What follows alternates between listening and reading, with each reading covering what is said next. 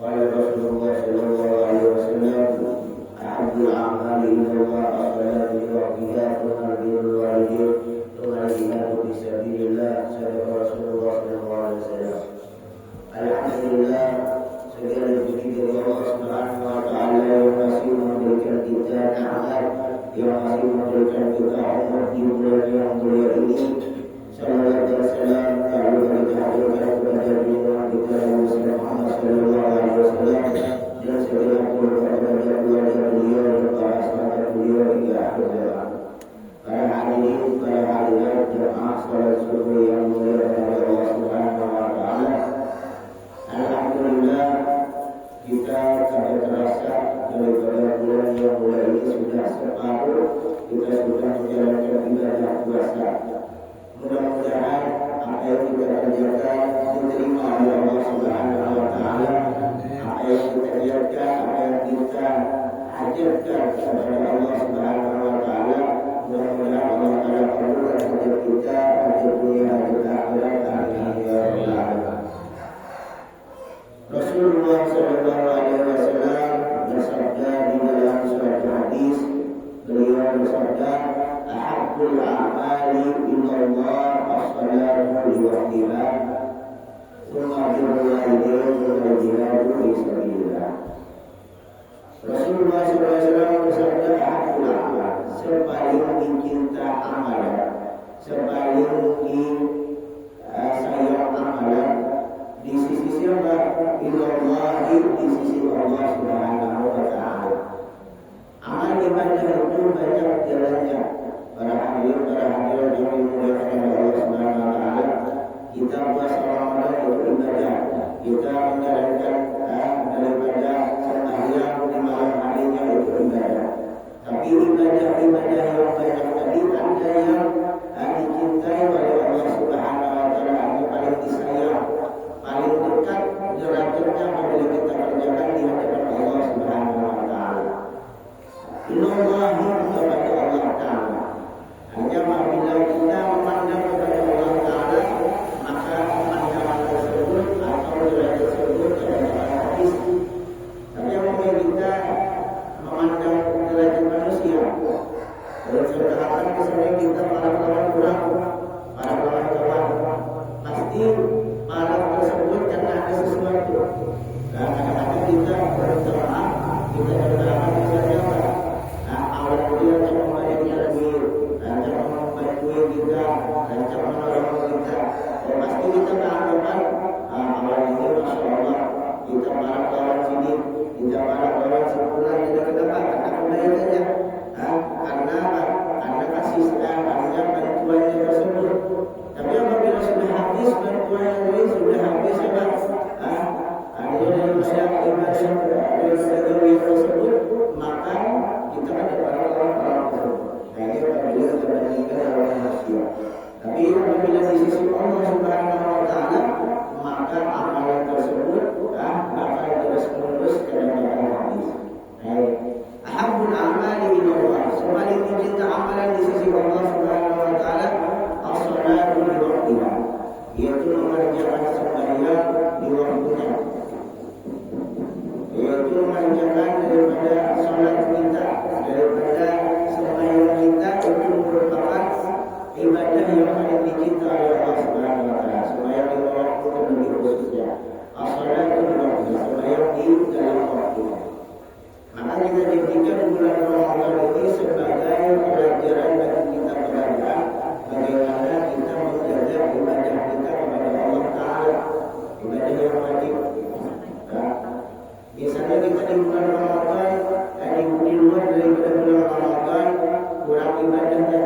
Misalnya di luar bulan Ramadan kita lancar, misalnya hanya sembahyang subuh di luar waktunya misalnya.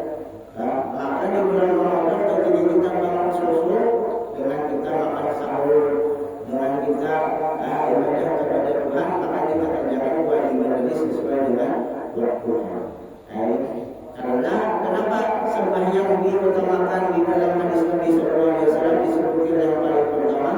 Karena sembahyang tadi itu amalan yang paling dekat kepada Allah Taala langsung. Hanya langsung maksud di sini apa? Coba kita lihat tentang kewajiban sembahyang tadi bagaimana Nabi SAW katakan. Adapun puasa Nabi diwajibkan hanya Nabi mendapatkan perintah dari Allah Taala melewati malaikat Jibril. Puasa, zakat, haji dan yang lain sama. Tetapi sembahyang Allah Subhanahu Wa Taala langsung merintahkan kepada kekasihnya Nabi Muhammad SAW, yaitu di dalam Isra Mi'raj. Maka para ulama mengatakan bahwasanya sembahyang tadi komunikasi seorang hamba kepada Tuhan. Kita hendak kepada Tuhan di dalam sembahyang. Maka para ulama mengatakan artinya apabila seseorang hamba tadi sudah terbiasa dengan sembahyangnya, sudah terbiasa dengan ibadah salatnya, maka seorang hamba tadi akan merasakan nikmat munajat kepada Allah Taala. Diceritakan sebagian para ulama akan mendengar suara adzan saja, suara adzan hanya mendengar suara adzan itu artinya bukan orang salat itu bukan. Kenapa? Karena mendengar seruan dari Allah Subhanahu Wa Taala. Karena orang itu sudah terbiasa dengan sembahyangnya. Maka Nabi pun diriwayatkan oleh Sayyidatuna Aisyah, sini bercerita ketika Nabi SAW mendengar suara adzan, Nabi SAW mendengar suara adzan, maka sini menyontoh kegiatan yang ada di rumah. Bahkan sini ketika berceramah memanggil lawan bini sini, lawan keluarga sini di dalam rumah, ketika mendengar suara adzan langsung Nabi berbalik, langsung Nabi berbalik kemana? Yaitu menuju daripada masjid beliau, yaitu masjid Nabawi untuk melaksanakan sholat. Maka sembahyang itu yaitu perkara yang paling penting. Jadi sholat itu di waktu. Kita juga sembahyang kita hanya di waktu. Lalu yang kedua daripada amalan yang dicinta oleh Allah Subhanahu Wa Taala, birrul walidain. Kemudian berbakti kepada kedua orang tua. Ini kunci kunci yang paling penting daripada kita seorang muslim, yaitu bagaimana kita berbakti kepada kedua orang tua kita. Sama ada kedua orang tua tadi yang masih hidup atau yang sudah meninggal dunia, tetap kita diwajibkan berbakti kepada kedua orang tua. Maka di antara berbakti dengan kedua orang tua tadi, kita menurut atau tunduk kepada apa yang disuruh kepada kedua orang tua kita. Maka di dalam Al-Quran disebutkan, yaitu di antara potongan ayat, di antara kewajiban seorang muslim kepada kedua orang tuanya, yaitu fala taqul lahuma uff. Jangan katakan, jangan katakan bagi keduanya kalimat uff. Oh ini apa? Kalimat terindah, kalimat terindah dulu. Mungkin secara akal pikiran kita dia kalimat terindah ini bukan cuma melawan, bukan menentang, yang ini adalah itu saja. Misalnya, hanya seorang anak disuruh berinteraksi kepada misalnya apa? Kepada kopi, kepada gula di warung. Lalu anak tadi, berkata dalam berintanya, ada yang terlalu main. Atau misalnya orang lagi asyik main, bayangin juga, anak-anak muda karena HP-nya, ada ketika disuruh orang berintanya apa? Akhirnya dulu masih belum cuma main game-nya misalnya. Nah, kalimat seperti ini itu merupakan apa? Kalimat yang dibenci oleh Allah Subhanahu Wa Taala. Apalagi sampai melawan. Yang Allah itu masuk dalam apa? Ada yang diharamkan oleh Allah Subhanahu Wa Taala. Maka apabila kita disuruh oleh kedua orang tua kita, maka oleh kita taat kepada kedua orang tua kita. Ini dia artinya berbakti kepada Tuhan. Lalu di antara makna berbakti juga kita hanya kita jangan sekali-kali artinya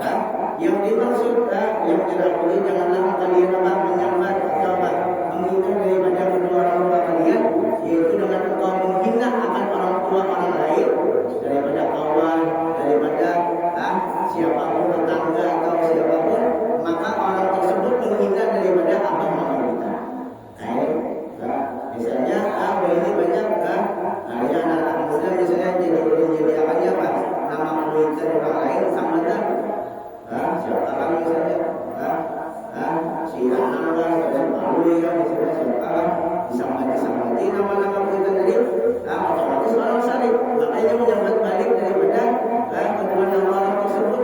Nah, ini diantara makna daripada kita jangan menggunakan akan nama kedua orang tua kita. Tapi itu juga penghormatan daripada kedua orang tua kita. Bagaimana orang tua tadi hanya mendidik kita, hanya memberikan kita nafkah yang layak. Tapi kita berbakti kepada kedua orang tua ini kewajiban yang luar biasa. Bahkan para orang-orang saleh itu diangkat derajatnya oleh Allah Subhanahu wa taala dengan sebab berbaktinya.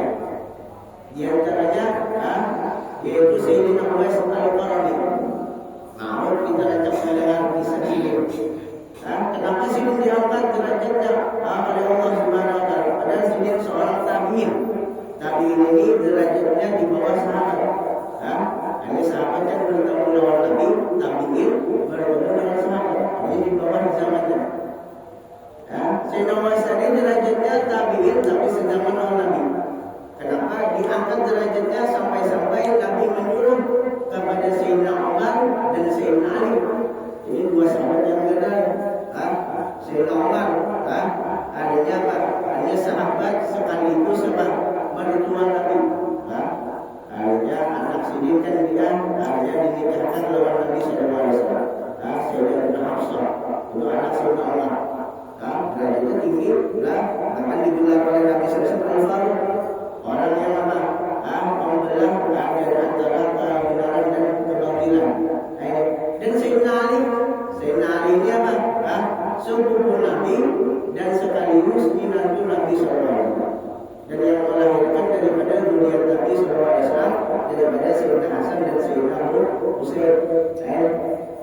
Ini dua orang ini daripada tiga sahabat pembesar tokoh yang luar biasa di kalangan para sahabat.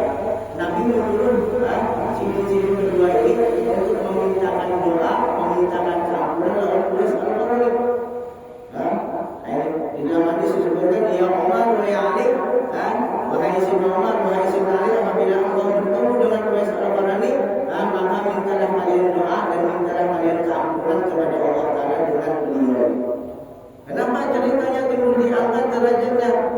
Sampai-sampai sahabat disuruh Nabi memintakan doa dan keampunan. Maka di antara ceritanya itu berbakti luar biasanya si Uwais ini dengan seorang ibunya. Luar biasanya baktinya lawan ibunya. Maka disebutkan beliau ini di kalangan kawanan sini dianggap orang gila, dianggap orang yang bahasanya terdekat-dekat. Bahkan mengais-ngais makanan di tempat sampah. Ini dalam riwayat. Kenapa diangkat? Karena berbaktinya. Karena ketika Islam masuk ke negeri Yaman, sampai ke negeri Yaman, ketika Sayyidina Uwais tadi dengan kekawanannya hendak ke kota Madinah, hendak bertemu dengan Nabi Sallallahu Alaihi Wasallam, hendak bertemu dengan Nabi Sallallahu Alaihi Wasallam, hendak belajar dengan Nabi, hendak apa? Bertemu dengan Nabi Sallallahu Alaihi Wasallam. Maka Sayyidina Uwais tadi mendatangi daripada Mama Sidin. Mendatangi daripada Mama Sidin kepada wahai mamaku, wahai mamaku, ulun hendak diizin hendak ke kota Madinah, hendak belajar dengan Nabi Sallallahu Alaihi Wasallam dengan para kawanan sebaya Sidin dari beliau. Maka apa jawaban ibunda beliau? Wahai Uwais, wahai anakku, ikam berada di sini aja. Ikam rawat akan diriku, jangan kemana-mana. Maka Sayyidina Uwais tadi dengan taatnya lawan ibu Sidin, maka Sidin langsung mengiyakan. Hanya kata melawan, kata menolak, hanya mencari alasan untuk bertemu lawan Nabi SAW. Maka dengan sebab taatnya beliau ini, hanya beliau diangkat derajatnya di hadapan Allah Subhanahu wa taala. Ini di antara kemuliaan orang-orang saleh yang mana diangkat derajatnya karena berbakti kepada kedua orang tua. Di antaranya lagi yaitu Al-Imam Abu Yazid Al-Bustami. Hanya imam daripada Imam Tauhid, Sayyidul Tauhid. Beliau diceritakan diangkat derajat oleh Allah Subhanahu wa taala dengan berbakti lawan Mama Sidin juga. Diriwayatkan ketika Sidin menukar makanan, hanya geser Mama Sidin. Hanya ketika sudah menemukan makanan lalu sudah boleh ke rumah sekalinya mendapati apa masih kulit itu. Mendapati kulit itu sudah kuningan. Ada si tadi bukan bisa makanan aja. Maka saking luar biasanya adatnya sihir lawan agama sihir sini kedawati sama-sama dia hanya menggarap daripada agama sihir tadi. Amalnya kita kalau mau dulu kita disuruh sama orang boleh kita ada kita dulu kalau mau baik ada secara apa secara mungkin secara ada mungkin masih bisa ya. Tapi ini adabnya dia udah sering saking menjaganya dengan apa dengan ketenangan kedua orang tua tadi kedawati mengetahui sampai malam. Hanya dalam diri ilmu adalah amal manuwi amal sihir apa hanya sampai malam. Maka sini hanya memberikan kepada agama sihir. Ini dia antara banyak lagi di antara cerita orang saleh yang berbakti lawan kita. Maka segini kita ambil hanya hikmah daripada berbakti lawan kita. Jadi bagaimana kita jadikan apa? Hanya gambaran mudah-mudahan kita bisa mengamalkan. Maka di antaranya lagi misalnya amalnya kita pun sudah meninggal dunia. Bagaimana berbaktinya? Maka ada hadis di antara riwayat disebutkan ada sahabat hanya sahabat ini berperang lawan Nabi ketika sudah di peperangan mendapat kabar Muhammad sini meninggal dunia. Hanya ibu sini meninggal dunia salah. Maka bertanya Nabi wahai Rasulullah, orang ini berperang tapi Muhammad sudah meninggal di kota Madinah. Sedangkan beliau tidak mau boleh pulang karena masih dalam peperangan. Adakah sesuatu yang bisa sampaikan daripada amal soleh tadi supaya melindungi daripada apa beliau atau yang beliau yang sudah menikah? Maka Rasulullah SAW mengatakan, wahai bulan, adakah yang misi sesuatu? Adakah misi malam atau misi apa? Ada wahai Rasulullah bulan ada sebidang tanah. Ada yang sebidang tanah di kota Madinah ada orang misi.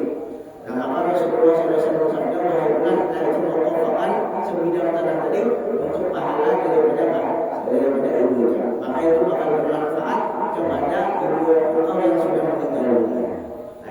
Maka para ulama mengatakan, yaitu amal soleh yang diniatkan kepada kedua orang tua tadi pahalanya sampai.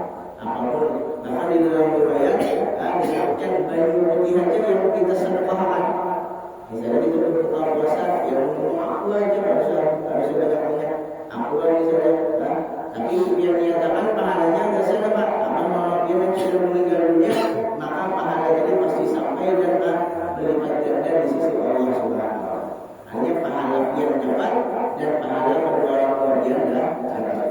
Ini dia hanya sedekah atau amal soleh yang kita lihatkan kepada orang yang sudah meninggal dunia itu pahalanya pasti sampai. Ini dia. Maka yang kita lakukan daripada zikir tahlil, daripada sedekah makanan itu sampai kita. Karena kan kalau kita lihat dari siap ya, yang mungkin daripada saudara-saudara kita yang ada percaya dengan sampainya amal itu dan tadi kan Nabi SAW bersabda inqata'an amal ibnu Adam terputus amalan anak Nabi Adam. Hanya itu Nabi Adam kita terputus amalannya seorang. Aku jangan sudah meninggal, ada sudah hilang. Ada kalau lagi puasa hilang, ada kalau lagi mencatat misalnya ada orang sudah meninggal dunia lalu seorang itu keluar dari kubur dia mencatat dari kubur dia bukan ada dunia. Siapa itu dia? Kalau sebutkan dia meninggal, hanya kalau jadi dia hanya terputus amalannya seorang. Tapi amalan orang lain, anaknya, maka kan dia akhir hadisnya kan, awal yang salih alahu, dari itu hubungannya.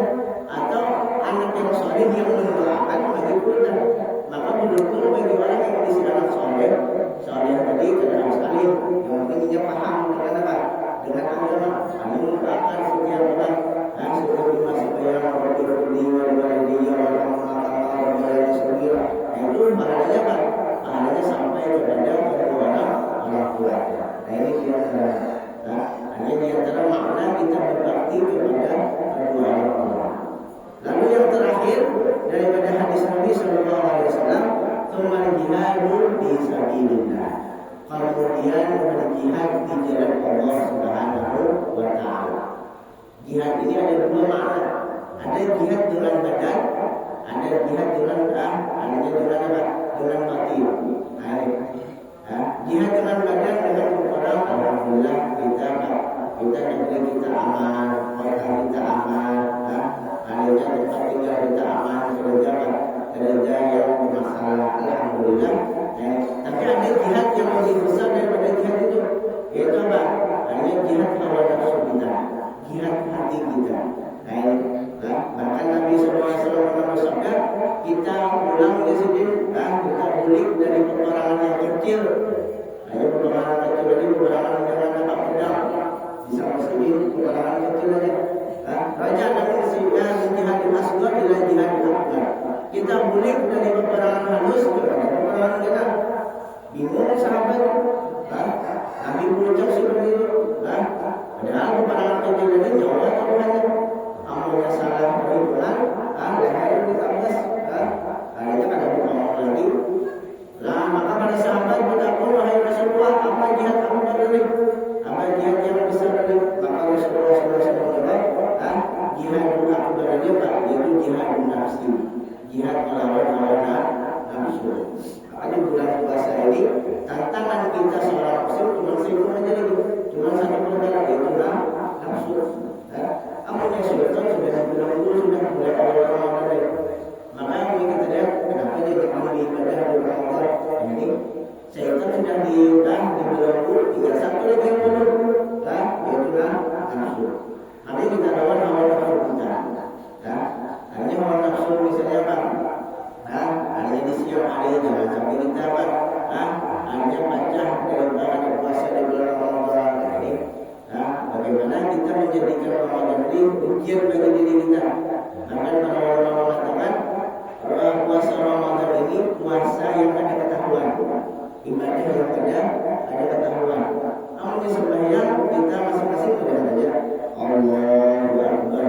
Kalau baca Bismillah misalnya imamnya, ada misalnya Allahu Akbar, Sami Allahu liman hamidah, tidak. Itu kelihatan. Ini kelihatan yang sembahyang siapa, yang ada sembahyang siapa. Kita sembahyang di sini mungkin aja di luar sana, jauh misalnya di luar kota ada yang kuningan, masih ada sembahyang semua. Kita ada tahu sudah ini yang sembahyang ini yang ada. Tapi apa? Amalnya puasa masing-masing ibadah kita yang mengetahui. Artinya mungkin kita misalnya berdoa, ini kita berdoa kita sudah melihat penyalaan itu. Mulai dosa tadi, aku saja puasa sekali. Sampai subuh ini masih jalan. Mungkin aja misalnya kalau beli rumah, kalau beli kemana misalnya di jalan-jalan misalnya, itu berapa? Singgah keluar, singgah keluar misalnya. Bagian tahu dulu singgah keluar, ada yang tahu ya. Atau misalnya apa? Ada orang misalnya apa? Melakukan misalnya apa? Misalnya berarti anak di luar apa berarti itu? Kalau kita tidak ada orang misalnya, berarti semuanya ada yang tahu. Maka orang mengatakan ibadah puasa ini ibadah yang tidak ketahuan. Maka siapa yang taat dengan ibadah puasa ini, maka orang tidak mendapatkan apa? Karunia dari Allah Subhanahu wa Ta'ala. Maka mungkin kita lihat daripada ayat mulai berpuasa ini. Ya ayyuhalladzina amanu kutiba alaikumus syiyam kama kutiba alal ladzina min qablikum la'allakum tattaqun. Syahidnya di akhirnya la'allakum tattaqun. Amalnya kita bertakwa, menjunjung beriman kepada Allah Ta'ala, pasti kita buat puasa. Tanda orang takwa itu menjalankan kewajiban. Kita puasa di siang hari menahan lapar, menahan haus, menahan godaan yang bagi orang misalnya, daripada menghina orang kita tahan. Apabila kita tahan sampaikan Allah Ta'ala tentukan, maka kita dipilih di antara orang-orang yang bertakwa. Maka dusta atau orang yang mengatakan belum beriman lawan Allah Ta'ala, belum bertakwa kepada Tuhan, tapi benar benar ya. Ini sudah jelas dalam ayat tadi, la'allakum tattaqun. Bagaimana seseorang bisa bertakwa sedangkan kewajibannya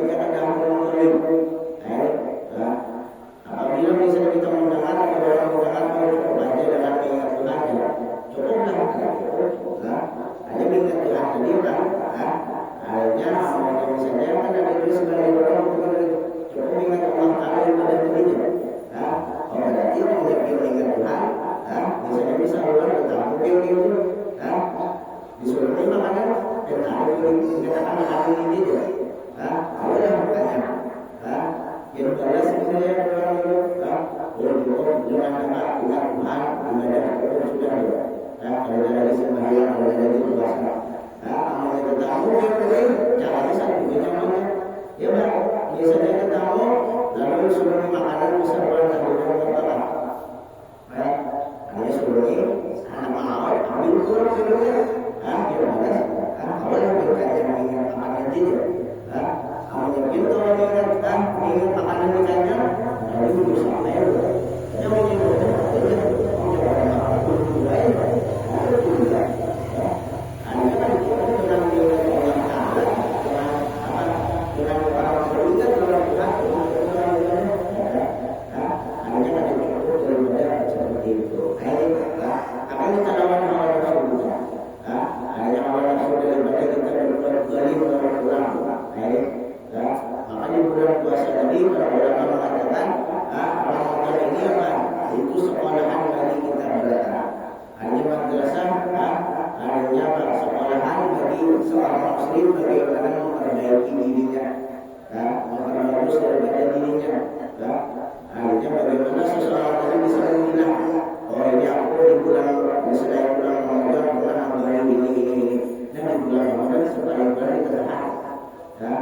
misalnya kita rancang di luar bulan Ramadan, rancang mengimbau ulang, rancang menyampaikan ulang.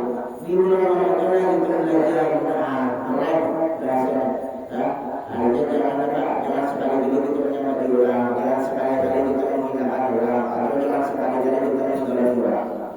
Insya Allah di luar bulan Ramadan jumlahnya Allah Taala memberikan taufik kepada orang hamba tersebut.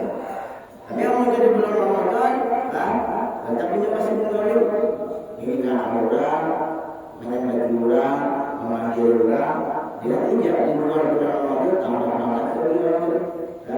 Para ulama mengatakan jadikan bulan Ramadan ini madrasah. Atau misalnya kita di luar bulan Ramadan sebelum bulan Ramadan kita ada pernah sembahyang malam, ada pernah tahajud. Nah jadikan bulan Ramadan khususnya 15 terakhir ini kita sembahyang tahajud. Siapa sembahyang tahajud? Kita kan berdatang sahur beberapa misalnya. Nah dia ada kita sampai subuh itu masih ada waktu untuk sembahyang malam.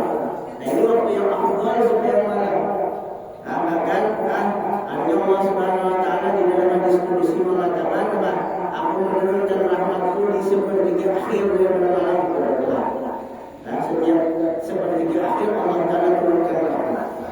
Maka para ulama siapa yang mendapati rahmat tadi maka sesuai dengan firman Allah Subhanahu Wa Taala dalam hadis qudsi Allah Taala siapa yang meminta hajat aku abulkan Tuhan. Maka dia akan dijawab Allah sampai yang malam. Dia akan mengabulkan permintaan dia di hadapan Allah Taala sampai malam. Ada yang meminta keampunan, ada yang minta maaf Tuhan istighfar Allah Taala, aku ampuni Tuhan. Istighfar yang harus di akhir malam. Lalu yang terakhir, siapa yang akan bertobat, maka aku bakal terima taubatnya. Maka orang-orang yang bertobat yang paling bagus daripada taubat itu di akhir malam. Maka di waktu-waktu tersebut, waktu yang mana yang paling penting kita lakukan ibadah kepada Allah Subhanahu Wa Taala. Kita berdoa kebiasaan kita menjadi yang lebih baik di dalam puasa Ramadan. Para hadirin, para hadirat yang dirahmati oleh Allah Subhanahu Wa Taala, mudah-mudahan apa yang saya sampaikan bisa bermanfaat. Mudah-mudahan pertemuan kita dirahmati oleh Allah Subhanahu Wa Taala dan hadir kita hadir keluarga kita dikabulkan oleh Allah Subhanahu Wa Taala dan keluarga kita yang sakit dan alhamdulillah yang sakit disebutkan oleh Allah Subhanahu Wa Taala dan saudara-saudara kita yang menimpa bala musibah dan menimpa peperangan. Mudah-mudahan diberikan ketenangan oleh Allah Subhanahu Wa